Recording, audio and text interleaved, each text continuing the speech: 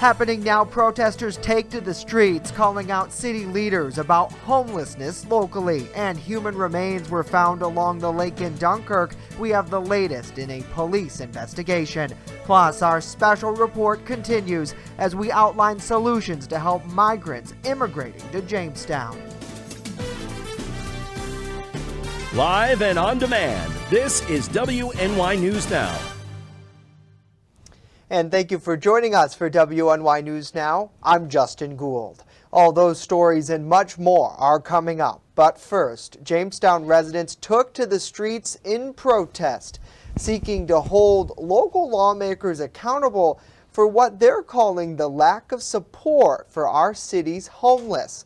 Bronson Rasmussen was there while protesters from Patriots for Chautauqua County gathered outside of Jamestown City Hall this morning.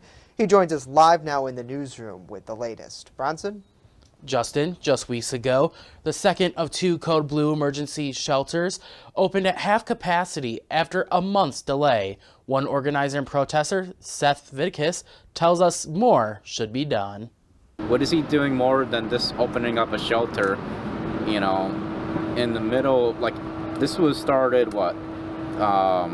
fall. The group protested outside City Hall for most of the morning, with supplies in tow for anyone who needed them, like Taylor Lanier, who is homeless, currently staying at the UCAN City Mission. In Jamestown, if you know, it's not a very desired place to be living, especially homeless right now. And the lower class tend not to be looked at by the higher class.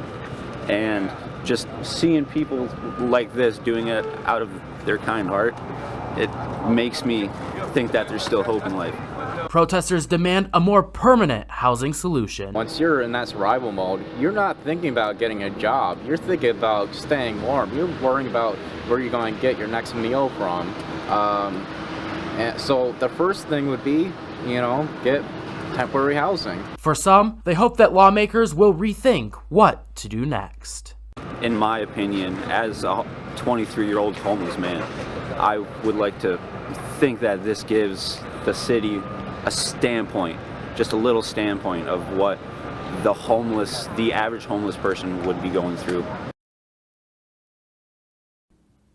The group believes that if they apply enough pressure to lawmakers, the funding to help would eventually become available, whether that's from tax dollars or donations.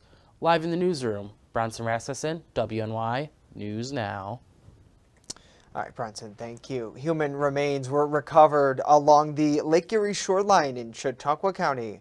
The Dunkirk Police Department and Chautauqua County Sheriff's Office announcing the discovery on Thursday afternoon.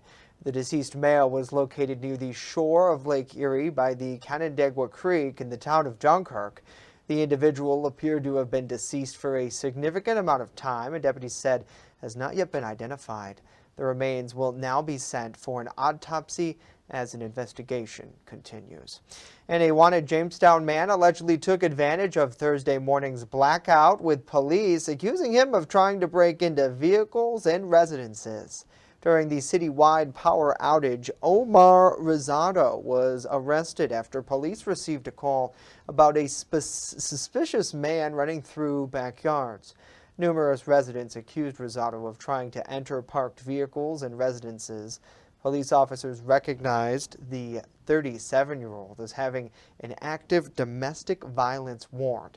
When they attempted to take him into custody, he allegedly fled on foot through several backyards, attempting to escape by jumping over fences.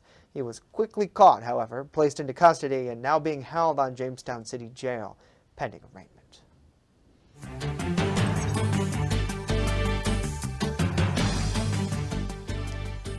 As Colombian migrants continue to seek Jamestown as refuge, the need for resources grows, and many residents are wondering where funding would come into play to help.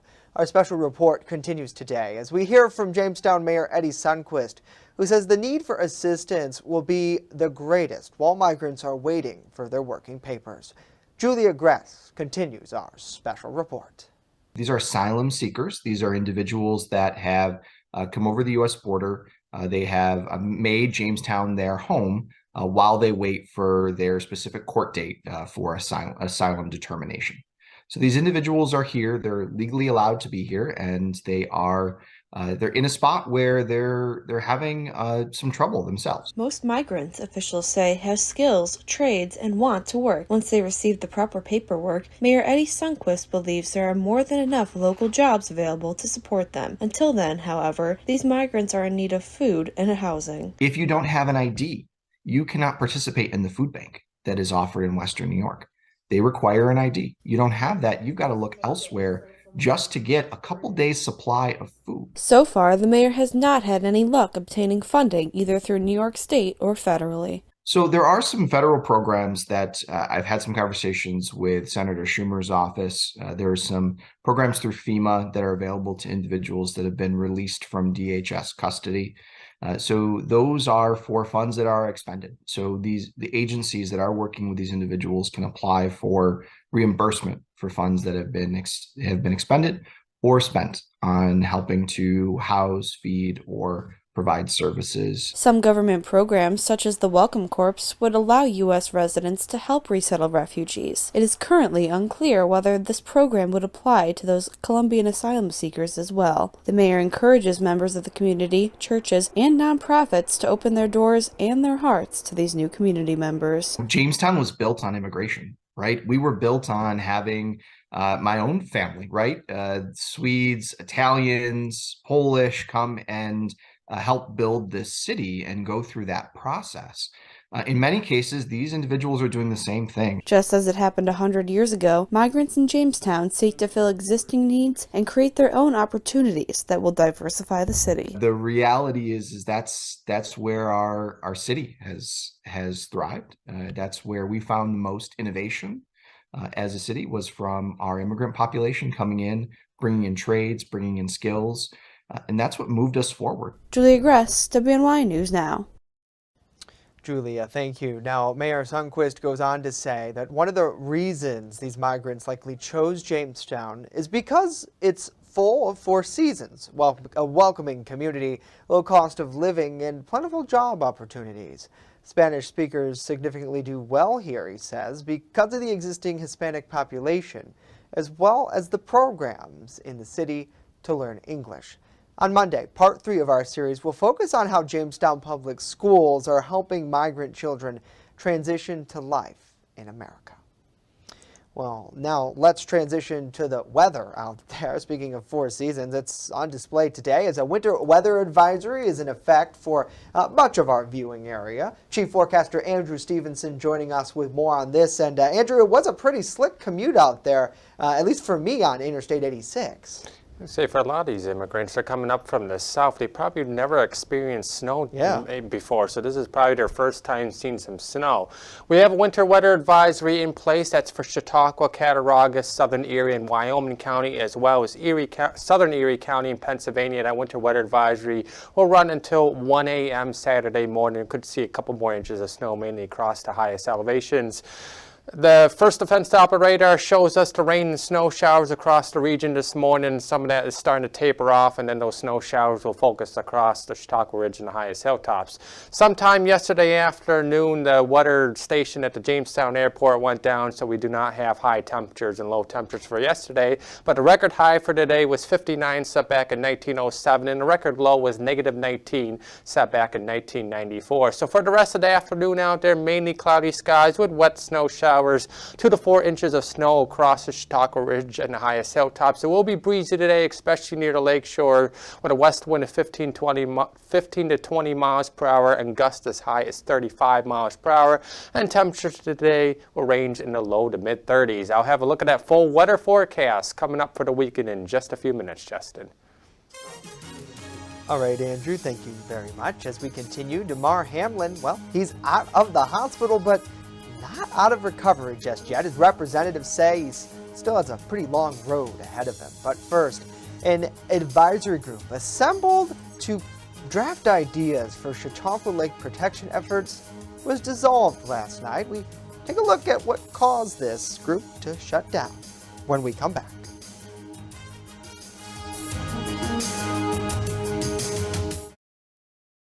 With coverage that matters. This is WNY News Now. EagleZip.com is your local one-stop shop for all of your home and business computer needs. Located on Fluvan Avenue Extension, just outside of Jamestown, EagleZip.com sells and services all brands of desktops and laptops, as well as servers and network equipment for your business. All new computer sales include transferring your data from your old computer plus a 2-year warranty. Call EagleZip.com today. Stop by EagleZip.com today and let us make computers easy for you. All new episodes of Lead and Lures drops this Friday on Roku TV, channel 716. Watch as the Primitive Patriot Outdoors crew travels to Colorado in search for big bull elk. Josh gets all tangled up with one sneaky bull. Dave Allen also gets on his 5x5 bull, and cameraman Ethan also capitalizes with a mule deer. Check that out Friday, January 20th on Roku TV, channel 716, Primitive Patriot Outdoors. Looking for a fair and honest auto mechanic? Look no further than Duwyas Auto Service. Located at 140 Main Street in Randolph, our family-owned business is ready for all of your automotive needs. From general service to more complex repairs, count on Duwyas Auto to keep you on the road. We not only keep your cars running smoothly, but also looking great with our expert detailing crew. Send us a message on Facebook or call us today at 716-358-2292 to set up an appointment. Duwyas Auto Service. Fair, honest, and the best prices guaranteed.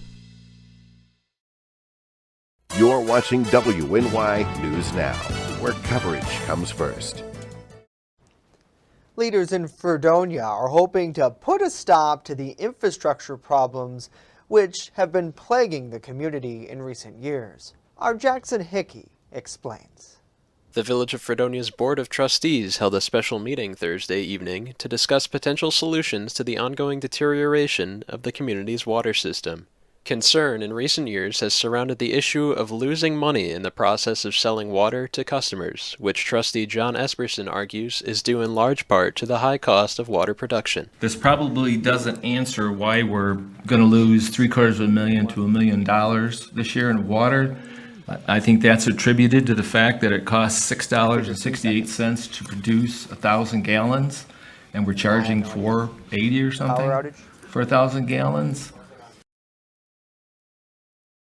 The Village of Fredonia's Board of Trustees held a special meeting Thursday evening to discuss potential solutions to the ongoing deterioration of the community's water system. Concern in recent years has surrounded the issue of losing money in the process of selling water to customers, which trustee John Esperson argues is due in large part to the high cost of water production. This probably doesn't answer why we're going to lose $750,000 to $1 million this year in water. I think that's attributed to the fact that it costs $6.68 to produce 1,000 gallons, and we're charging $4.80 or something for 1,000 gallons. That's why we're losing that kind of money. At the meeting, Esperson urged the village to buy water directly from the city of Dunkirk, which he claims would drastically reduce costs, an idea which several members of the board pushed back on. Well, I'll tell you, I'm really not willing to entertain the idea of buying it from someplace else after we just got to spend those tens of millions of dollars into the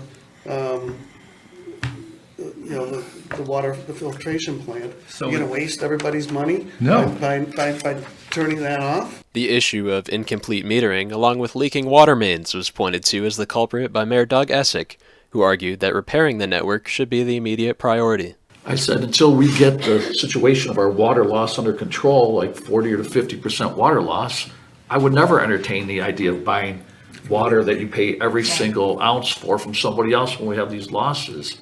Let's figure out our losses first, of where we're losing water, do that, and then work on these other options at that point. Water problems are not a new phenomenon in Fredonia. As recently as September of 2020, the village was without clean water for nearly a month due to turbidity issues from the treatment plant. Now, officials are working with a local engineering firm in the hopes of resolving the problems the aging water system is facing. Jackson Hickey, WNY News Now. Jackson, thank you. The advisory group tasked with developing solutions to help manage Chautauqua Lake's health has voted not to form a lake district and subsequent tax to fund solutions to improve the lake's sustainability. On Thursday evening, the Chautauqua Lake Protection and Rehabilitation Agency was set to review recommendations to fund lake protection efforts, which included the possibility of forming a new tax for those living in the lake's watershed. Stakeholders and many county residents spoke out ahead of the Mayville meeting, expressing that the tax isn't the way to go. The pushback prompted some members of the advisory group to scrap the idea altogether. By a majority vote, the district plan was recommended to be shot down. Everybody was just against it. Nobody has a better idea. Nobody knows how we're going to raise money for the lake. Being on the Lake Alliance also, I realize we need about $3.5 million a year. Maybe somebody else can come up with a better idea on where this $3.5 million is going to come from. All along, the group did not have specific authority to approve the creation of a lake district, but rather was authorized to send a recommendation of its feasibility to Chautauqua County's legislature. A Buffalo Bills football player, Damar Hamlin, has a long road of recovery ahead of him. That's according to Hamlin's longtime friend and business partner, Jordan Rudy. Rudy said despite being out of the hospital, Damar still has a lengthy recovery. Damar still requires oxygen and having his heart monitored regularly. This statement comes just one day after Buffalo Bills head coach Sean McDermott told reporters that Hamlin had been at the team's facility almost daily. The 24-year-old safety went into cardiac arrest during a game against the Cincinnati Bengals on January 2nd. Hamlin's spokesman also said that he's upbeat and positive and ready to overcome. Well, this week, lawmakers introduced legislation that intends to address the issue of prescription and health affordability. Today, our New York Capitol correspondent, Elise Klein, talks to New York lawmakers about how the various bills might tackle the issue and updates on their progress in the legislature. At a time when the cost of prescriptions continues to climb, state lawmakers pass a series of bills to address varying elements of the issue of prescription and health affordability, including decreasing the cap cost of insulin. One bill intends to reduce the cap on cost sharing of insulin from the current prescription price of $100 a month to $30 a month. The fact is that insulin is a life-sustaining medicine. It is not something, if you're a diabetic, it's not something you can choose to take. It is something you must take. Rivera adds some pharmaceutical companies have taken advantage of this fact by increasing prices to the point where some people have to choose between paying for food or paying for insulin. Some lawmakers say this package of bills hits different components of the prescription affordability issue. But Assemblymember John McDonald says the legislature needs to look at bills that would allow patients to pay for their prescriptions at their net cost and to provide greater transparency between pharmaceutical manufacturers and pharmacy benefit managers, or PBMs. For far too long, I think the prescription drug benefit has been an opportunity for actors in that industry to make a lot of money, and the losers here are the patients. Rivera says there is more that could be done to ensure transparency. In Albany, Elise Klein, WNY News Now. Meanwhile, in Pennsylvania, a package of constitutional amendments containing some hot-button issues recently passed the Pennsylvania State House and now heads to the House for approval.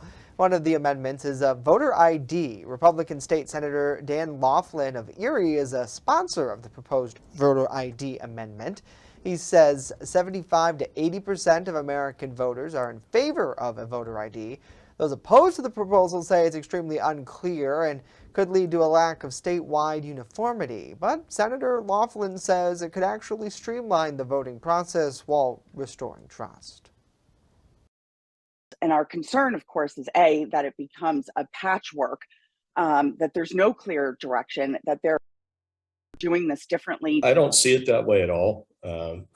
Almost everything that we do in society today is digital. Either your driver's license number on your security envelope or the last four of your social security number, that can be scanned just as easily as any other piece of mail. Now, Senate Bill 1 would have to pass the House by January 27th in order for it to make it onto the ballot in time for the spring primary.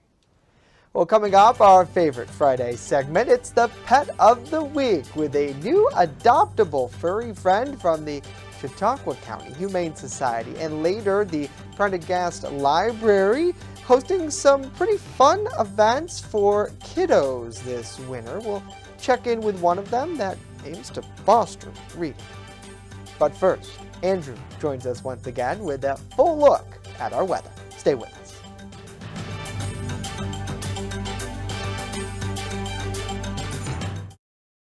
With coverage that matters, this is WNY News Now. Slow down. Slow down and move over. Move over. When you see signs, Lights. Vests. please give us some room. Slow down. Slow down and move over. When you need help, It's our job to help you. to save you. Despite the danger. This danger. This danger is real. Do your part. Please Slow down. Slow down. And move over. move over. All new episodes of Lead and Lures drops this Friday on Roku TV, channel 716. Watch as the Primitive Patriot Outdoors crew travels to Colorado in search for big bull elk. Josh gets all tangled up with one sneaky bull. Dave Allen also gets on his 5x5 bull, and cameraman Ethan also capitalizes with a mule deer. Check that out Friday, January 20th on Roku TV, channel 716, with Primitive Patriot Outdoors. There's an old saying, there's no news in the newsroom. Well, it's true. The time I spend at the anchor desk is just part of my day. Most of our time is spent gathering stories in the community, stories that matter to you. We can't do it alone, and we need your help. When you see breaking news or have a news tip we should know about, drop us a line on Facebook today, email our news desk, or call our newsroom at 488-7226 so we can bring those stories straight back to you.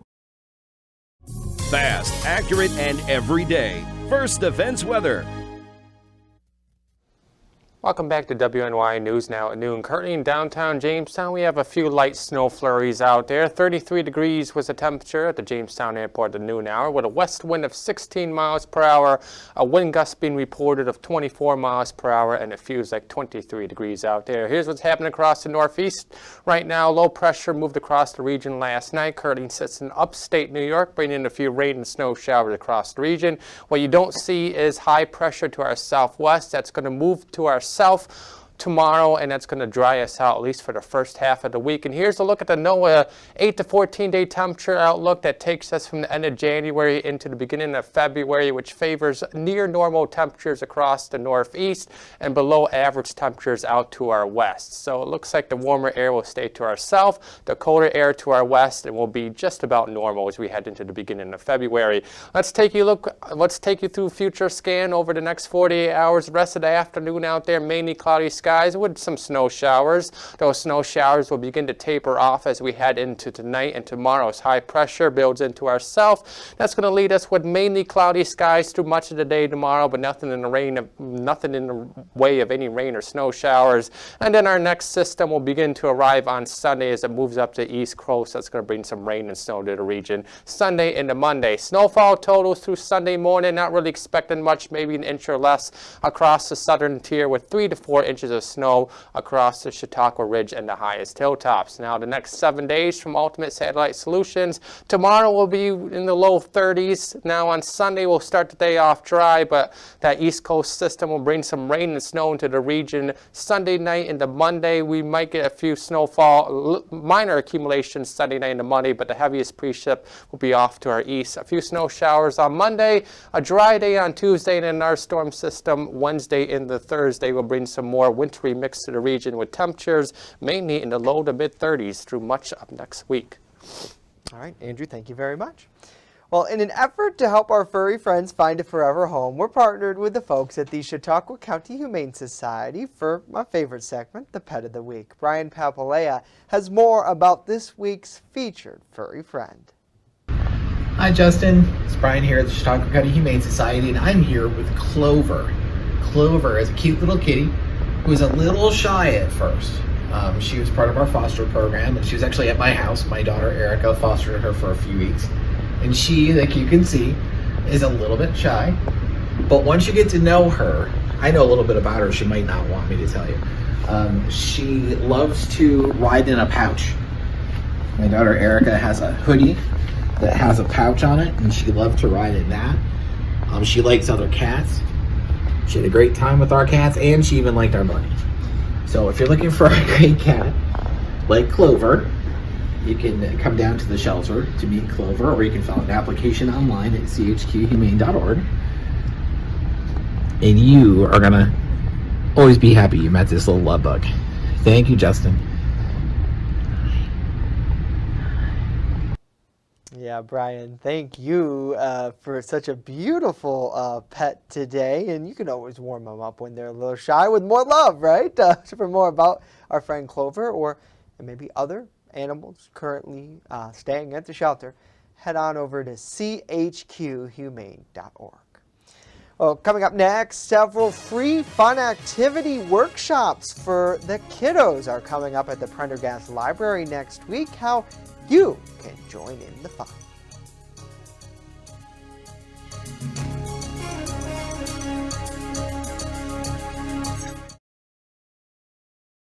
You're watching WNY News Now, where coverage comes first. I know what you're thinking. I need a job. I need a new career. Well, I've been there. I've been there. I've been there. I wasn't happy with what I was doing. After high school, I didn't have a plan. I just wanted to start working. I got laid off twice, but you gotta keep going. You just need the right skills. Find an apprenticeship. I found a 2-year IT program. I found a medical course online. I'm now a consultant in the tech space. You have more options than you think. You can do this. You will find something. You will find something new.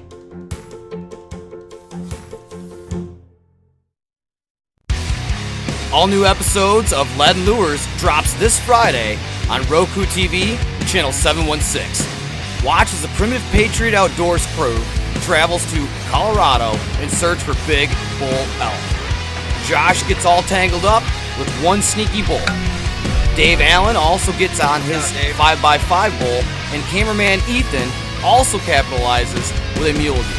Check that out Friday, January 20th on Roku TV, channel 716, with Primitive Patriot Outdoors.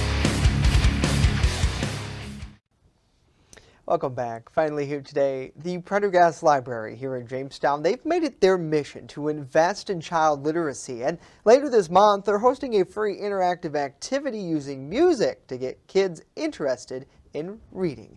Kelly Ackerman reports.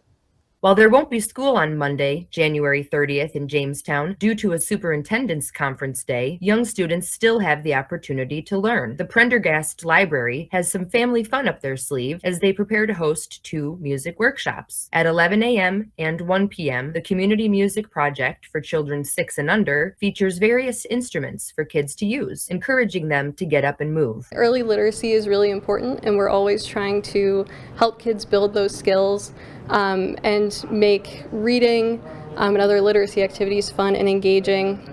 And we're also just trying to be a fun, safe space for kids and families in the community. Later in the day, Infinity Drumming will hold workshops at 1 p.m. and 2 p.m. for children over the age of 6. Last year's drum circle, held on the library lawn, received positive feedback from attendees. Music is something that, kids tend to just enjoy even listening to or engaging in, and it helps them build their literacy levels by connecting words to music. And if we use props, then it's sight to word relations. All in all, the point of fun activities like this is to get little ones interested in reading. The story times that we have, we often incorporate musical elements, and I think it's just another way to get kids engaged. It's a very active program. And I think, again, with our story times, when we're reading out loud, it becomes active, it becomes collaborative. It's no longer a kind of solitary activity. Kelly Ackerman, WNY News Now. All right, Kelly, thank you very much for that. What a cute story, and what a better way to spend your day off than banging on some drums and reading a pretty good book. If the weather keeps up this way, it certainly will be needed that day. Well, that is going to do it for our show this week. News continues 24/7 at WNYNewsNow.com and in our free mobile app. We'll leave you with this live look over a snowy lakeside park in Mayville. Have a great weekend. We'll see you back here Monday, live at noon.